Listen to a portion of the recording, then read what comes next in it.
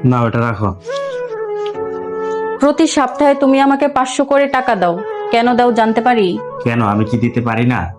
হ্যাঁ পারো, কিন্তু প্রতি সপ্তাহে তুমি আমাকে 500 করে টাকা দাও। আচ্ছা, টাকাগুলো আমার কাছে জমা আছে, যখন তোমার লাগবে আমার কাছে চাবে, আমি দিয়ে দিব।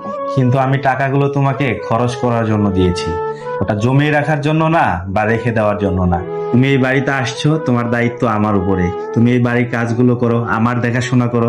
হ্যাঁ আমি জানি তুমি এগুলো নিজের মনে করে ভালোবেসে করো, তেমনি আমিও কিন্তু তোমার সকল ভরণ পোষণ করছি।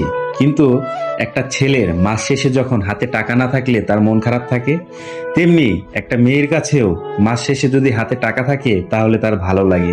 এর আগে মেয়েরা মা বাবার সাথে আড়ি করে যেভাবে টাকা নিতে পারে, চেয়ে নিতে পারে, বিয়ের পর শ্বশুর বাড়িতে তা পারে না। স্বামীর কাছে চাইতে অনেক সময় সংকোচ বোধ করে।